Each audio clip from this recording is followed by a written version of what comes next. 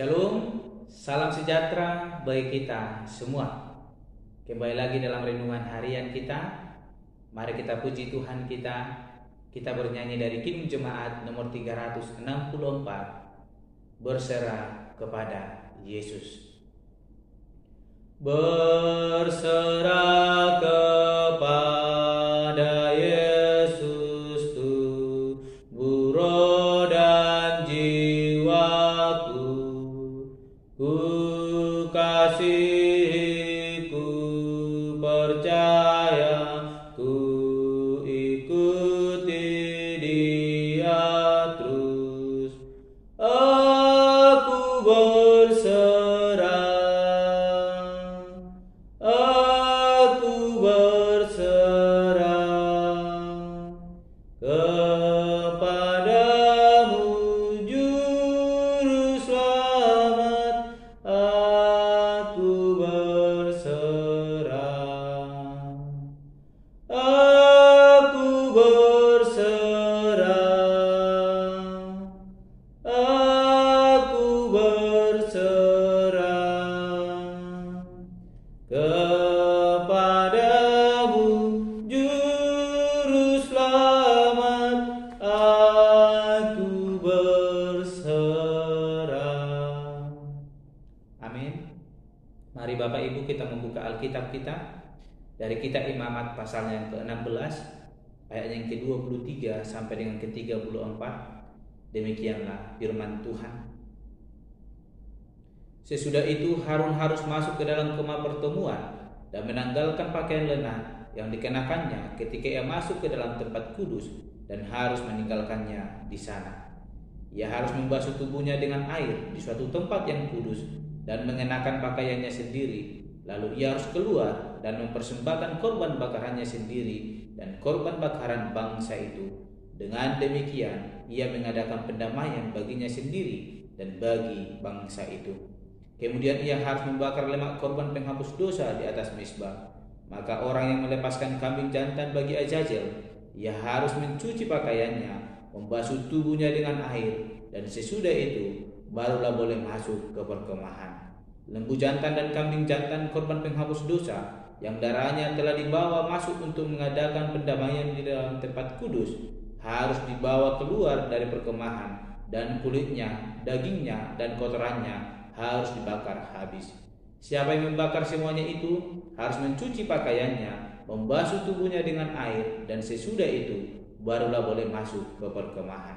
Inilah yang harus menjadi ketetapan untuk selama-lamanya bagi kamu, yakni pada bulan yang ke-7, pada tanggal 10 bulan itu, kamu harus merendahkan diri dengan berpuasa, dan janganlah kamu melakukan sesuatu pekerjaan, baik orang Israel asli maupun orang asing yang tinggal di tengah-tengahmu.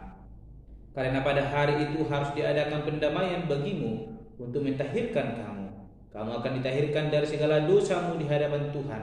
Hari itu harus menjadi Sabat, hari perhentian penuh bagimu, dan kamu harus merendahkan diri dengan berpuasa. Itulah suatu ketetapan untuk selama-lamanya.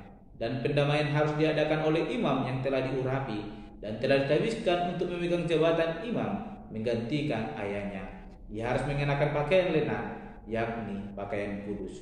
Ia harus mengadakan pendamaian bagi tempat maha kudus, bagi kemah pertemuan, dan bagi mezbah, juga bagi para imam dan bagi seluruh bangsa itu, yakni jemaat itu. Itulah yang harus menjadi ketetapan untuk selama-lamanya bagimu, supaya sekali setahun diadakan pendamaian bagi orang Israel karena segala dosa mereka. Maka Harun melakukan seperti yang diperintahkan Tuhan kepada Musa. Amin. Bapak Ibu Saudara yang terkasih, hari ini kita merenungkan firman Tuhan, bagaimana Allah berdamai dengan umatnya.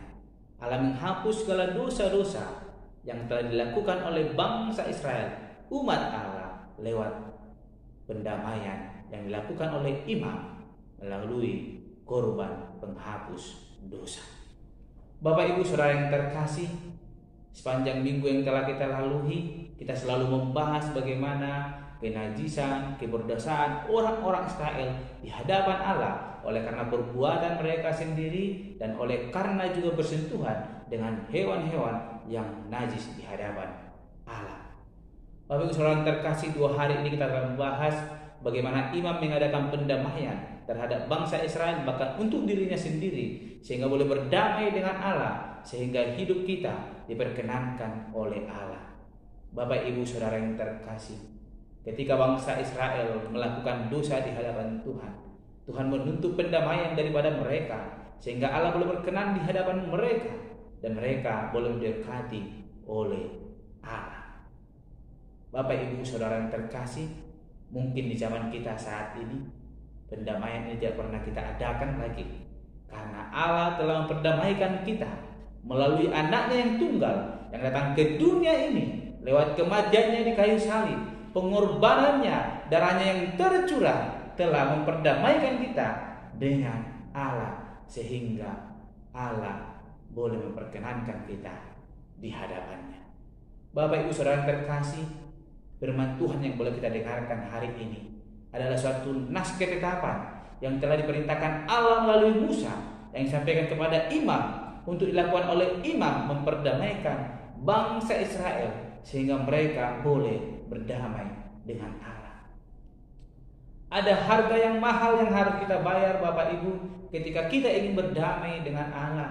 Kita harus mengorbankan korban penghapus dosa di hadapan Allah. Ada yang disembelih sebagai bukti kesetiaan kita, sebagai bukti hati kita yang mau berdamai dengan Allah. Dan ada korban juga yang akan dilepaskan ke padang gurun sebagai tanda bahwa kita telah lepas daripada dosa-dosa kita. Dan hewan itu, kambing yang akan dilepaskan itu, yang telah didoakan oleh imam, telah ditetapkan membawa dosa-dosa bangsa Israel pergi menjauh dari mereka, sehingga mereka suci di hadapan Allah.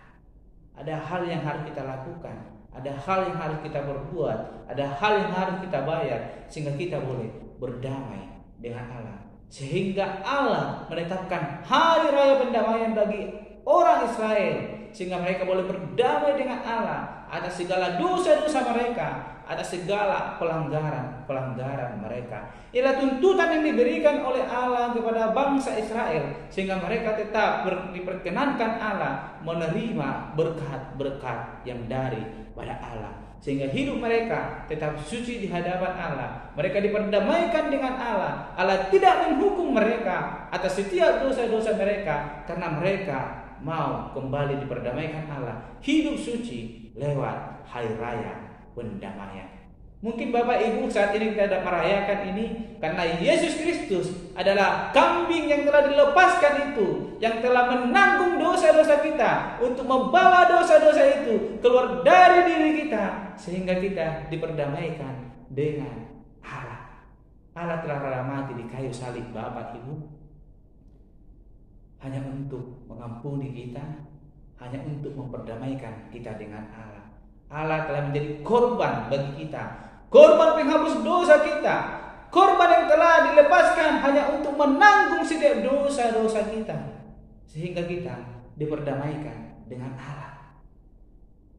Oleh karena itu Bapak Ibu, firman Tuhan yang telah kita renungkan hari ini berbicara bagaimana imam harus memperdamaikan bangsa Israel terhadap Allah, sehingga Allah memperkenankan, Allah berkenan kepada umat Israel.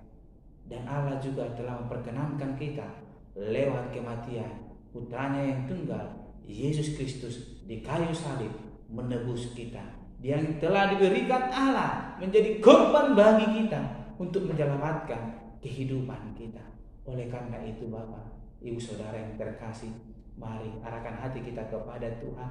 Allah telah memperdamaikan kita, Allah telah menjadikan hidup kita layak di hadapannya. Mari berikan yang terbaik kepada Tuhan, persembahkan hidup kita sebagai korban pendamaian di hadapan Allah, sehingga hidup kita tetap diberkati oleh Allah. Sebagaimana bangsa Israel ketika ingin diperdamaikan dengan Allah, Allah menuntut korban-korban penghapus dosa sehingga mereka layak di hadapan Allah. Allah tak menuntut apapun dari hidup kita.